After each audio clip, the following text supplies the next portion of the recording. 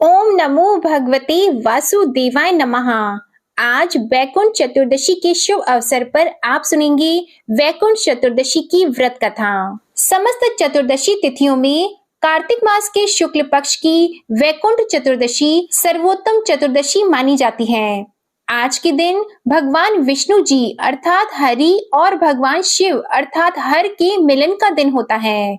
चातुर्मास में भगवान विष्णु के योग निद्रा में चले जाने के कारण सृष्टि का कार्यभार भगवान शिव के पास होता है। इसके बाद देव प्रबोधिनी एकादशी के दिन भगवान विष्णु निद्रा से जागते हैं।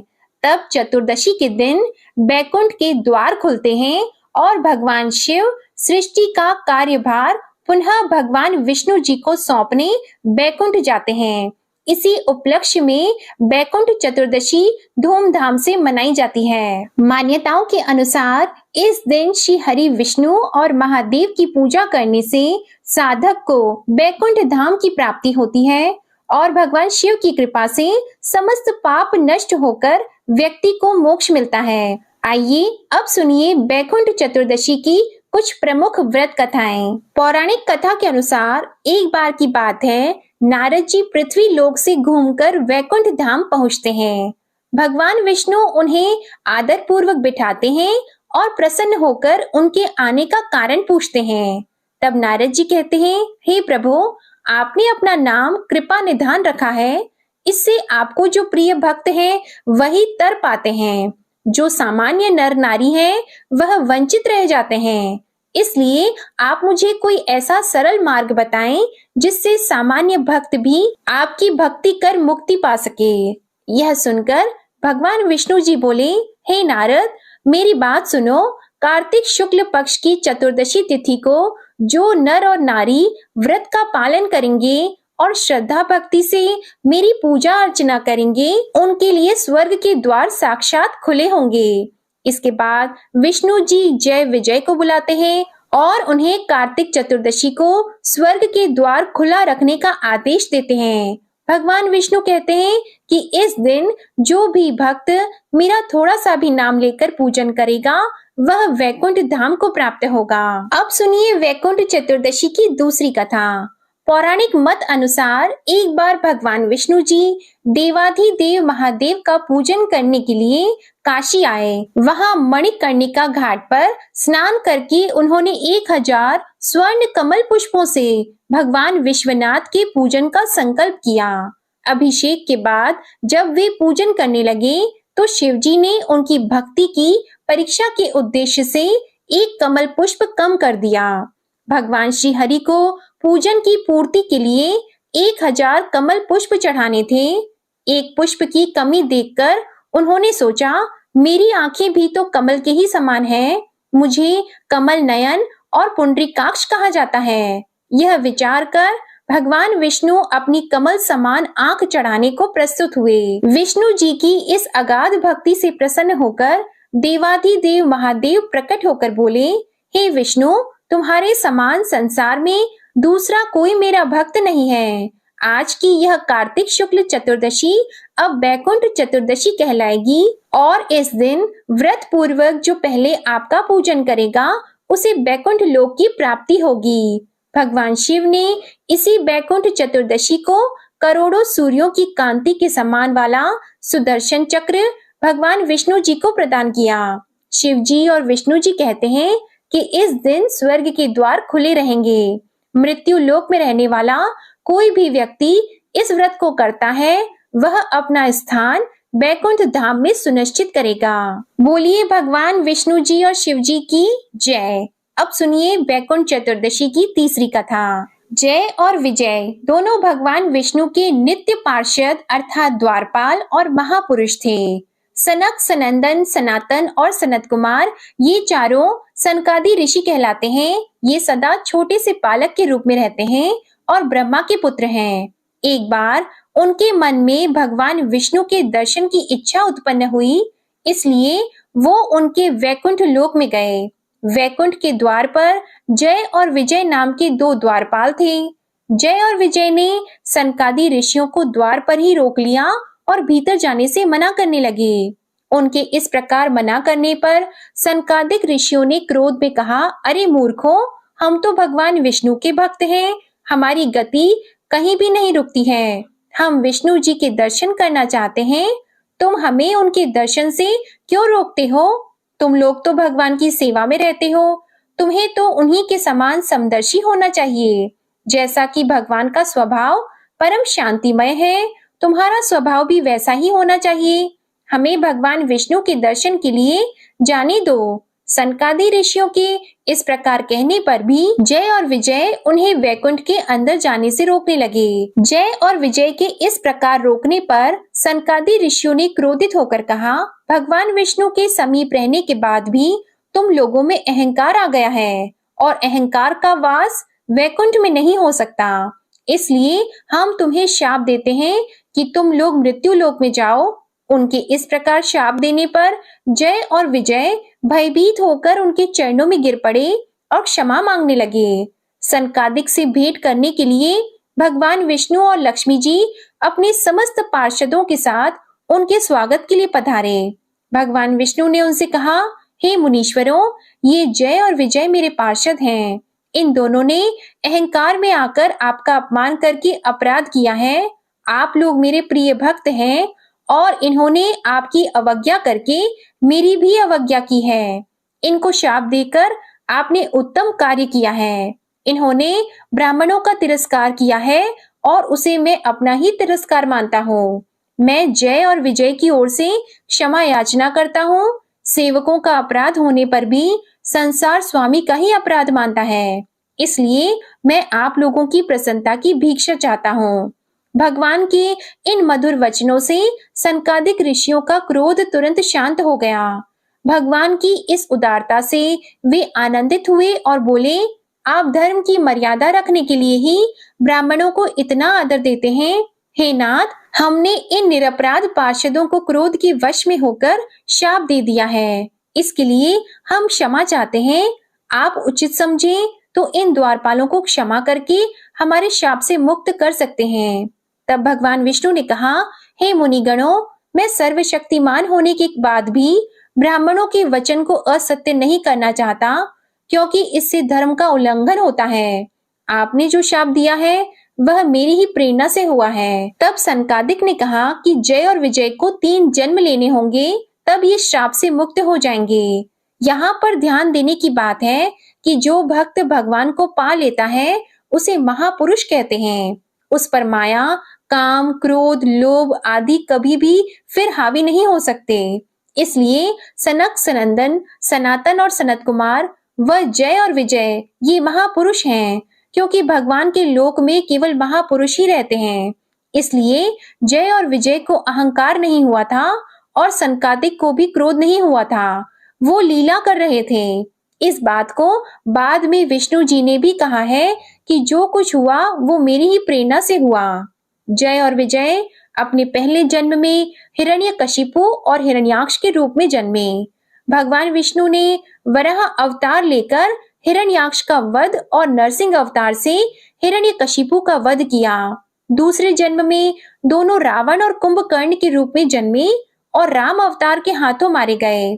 तीसरे जन्म में वो दोनों शिशुपाल और दंत वक्र के रूप में जन्मे और श्री कृष्ण अवतार के हाथों मारे गए और अंततः उन्हें शाप से मुक्ति मिल गई। एक अन्य कथा के अनुसार एक बुढ़िया थी, उसके एक बछड़ी थी, उसका नाम ऊर्णी कपूर्णी था। कार्तिक के महीने में बुढ़िया पुष्कर नहाने निकली तो पड़ोसन से कहा, मेरी ऊर्णी कपूर्णी को चारा डालना और पानी का कुंडा भरकर उसके पास रख देना। पड़ोसन रोज चारा डालती और पानी का कुंडा भरकर रख देती। एक दिन पड़ोसन को ध्यान नहीं रहा और ऊर्णी कपूर्णी को कुछ नहीं मिला। वो भूख से मरती हुई पानी के कुंड में गिर पड़ी। गिरते ही उसका स्नान हो गया और भूखे रहने से उसका व्रत हो गया और वो मर गई। उस दिन बैकुंठ चतुर्दशी की तिथि थी तो वह बैकुंठ लोक में गई। बुढ़िया पुष्कर नहाकर वापस आ गई तो पड़ोसन से पूछने लगी, मेरी ऊर्णी कपूर्णी कहाँ है? तो पड़ोसन बोली, वो तो मर गई है। तो बुढ़िया ने पूछा कि उसने कितने कार्तिक स्नान किए? तो तो पड़ोसन बोली, ज्यादा तो नहीं किए, सिर्फ एक बैकुंठ चतुर्दशी को उसने स्नान किया। बैकुंठ चतुर्दशी के पुण्य से ऊर्णी कपूरनी ने अगले जन्म में राजा के घर में जन्म लिया, इसलिए महीने भर नहीं नहा सके तो इस चतुर्दशी तिथि को जरूर स्नान, ध्यान और व्रत करना चाहिए। ऊर्णी कपूरनी को जैसी गति मिली वैसी सबको मिले, खोटी की खरी अधूरी की पूरी करे। बोलिए भगवान विष्णु जी की जय, भगवान शिव शंकर की जय। अब आप सुनिए श्री विष्णु चालीसा। विष्णु सुनिए विनय सेवक की चित लाए, कीरत कुछ वर्णन करो दीजिए ज्ञान बताए। नमो विष्णु भगवान खरारी, कष्ट नशावन अखिल बिहारी। प्रबल जगत में शक्ति तुम्हारी, त्रिभुवन फैल रही उजियारी। सुंदर रूप मनोहर सूरत, सरल स्वभाव मोहनी मूरत। तन पर पीतांबर अति सोहत, बैजंती माला मन मोहत। शंख चक्र कर गदा विराजे, देखत दैत्य असुर दल भाजे। सत्य धर्म मद लोभन गाजे, काम क्रोध मद लोभन छाजे। संत भक्त सज्जन मन रंजन, धनुज असुर दुष्टन दल गंजन। सुख उपजाए कष्ट सब भंजन, दोष मिटाय करत जन सज्जन। पाप काट भव सिंधु उतारण, कष्ट नाश कर भक्त उबारण। करत अनेक रूप प्रभु धारण, केवल आप भक्ति के कारण। धरणी धेनु बन तुम ही पुकारा, तब तुम रूप राम का धारा। भार उतार असुर दल मारा, रावण आदित्य को संहारा। आप वराह रूप बनाया, हिरण्याक्ष को मार गिराया। धर्मस्य तन सिंधु बनाया, 14 रत्नन को निकलाया। अमिलख असुरन द्वंद मचाया, रूप मोहिनी आप दिखाया। देवों को अमृत पान कराया, असुरन को छवि से बहलाया।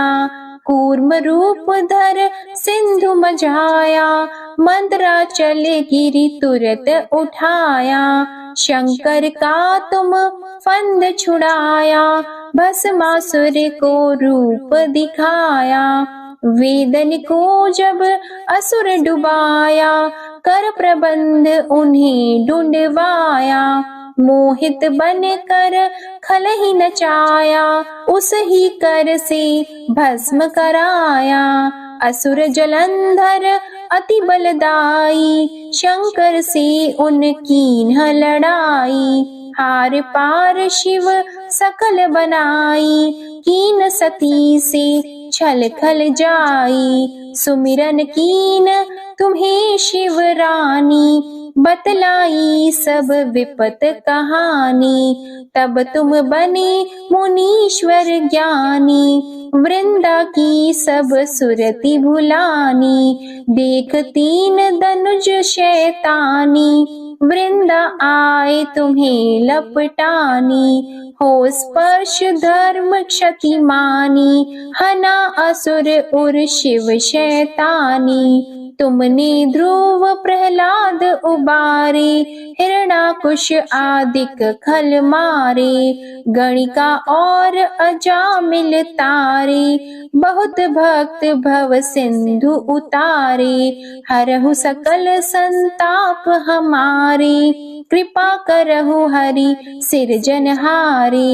देखहु मैं निज दर्श तुम्हारे, दीप बंधु भक्तन हितकारे। चाहता आपका सेवक दर्शन, करहु दया अपनी मधुसूदन। जानो नहीं योग्य जब पूजन, होय यज्ञ स्तुति अनुमोदन। शील दया संतोष सुलक्षण, विदित नहीं व्रत बोध विलक्षण, करहूँ आपका किस विधि पूजन, कुमति विलोक होत दुख भीषण, करहूँ प्रणाम कौन विधि सुमिरन, कौन भांति मैं करहूँ समर्पण, सुर मुनि करत सदा सेवकाई, हर्षित रहत परम गति पाई, दीन दुखिन पर सदा सहाई, निज जन जान लेव अपनाई, पाप दोष संताप नशाओ, भव बंधन से मुक्त कराओ, सुत संपत्ति दे सुख उपजाओ, निज चरणन का दास बनाओ, निगम सदा ये विनय सुनावे, पढ़े सुने सो जन सुख पावे। ओम श्री विष्णवे नमः। अब आप सुनिए तुलसी माता की आरती। तुलसी महारानी नमो नमो, हरि की पटरानी नमो नमो, तुलसी महारानी नमो नमो, धन तुलसी पूरण तप कीनो, शालिग्राम बनी पटरानी नमो नमो, तुलसी महारानी नमो नमो, हरि की पटरानी नमो नमो, जाकी पत्र मंजरी कोमल, श्रीपति कमल चरण लपटानी नमो नमो, तुलसी महारानी नमो नमो, हरि की पटरानी नमो नमो, कौन से महीने बोई रानी तुलसा, कौन से महीने हुई हरियाली नमो नमो, कौन से महीने हुई तेरी पूजा, कौन से महीने हुई पटरानी नमो नमो, तुलसी महारानी नमो नमो, हरि की पटरानी नमो नमो, आषाढ़ मास में बोई रानी तुलसा, सावन मास में हुई हरियाली नमो नमो, तुलसी महारानी नमो नमो, कार्तिक मास में हुई तेरी पूजा, मंगसिर मास में हुई पटरानी नमो नमो, तुलसी महारानी नमो नमो, धूप दीप नैवेद्य आरती, पुष्पन की वर्षा बरसानी नमो नमो, तुलसी महारानी नमो नमो, 56 भोग 3600 व्यंजन, बिन तुलसा हरि एक न मानी नमो नमो, तुलसी महारानी नमो नमो, जो तुलसी को सवेरे गाए, श्री कृष्ण के दर्शन पाए नमो नमो, तुलसी महारानी नमो नमो, जो तुलसी को दोपहर में गाए, खीर खांड का भोग लगाए नमो नमो, तुलसी महारानी नमो नमो, जो तुलसी को सांझ को गाए, श्री कृष्ण की आरती उतारे नमो नमो, तुलसी महारानी नमो नमो, जो तुलसी को रात को गाए, श्री कृष्ण के चरण दबाए नमो नमो, तुलसी महारानी नमो नमो, सभी सखी मैया तेरो यश गावे, भक्ति दान दीजिए महारानी नमो नमो, तुलसी महारानी नमो नमो, तुलसी महारानी नमो नमो, हरि की पटरानी नमो नमो। प्रेम से बोलिए तुलसी माता की जय। आपको आज की कथा और ये वीडियो पसंद आया हो तो वीडियो को लाइक करिएगा, शेयर करिएगा, कमेंट में भगवान विष्णु जी और भगवान शिव की जय जरूर लिखिएगा और चैनल को भी सब्सक्राइब करिएगा। जय श्री कृष्णा।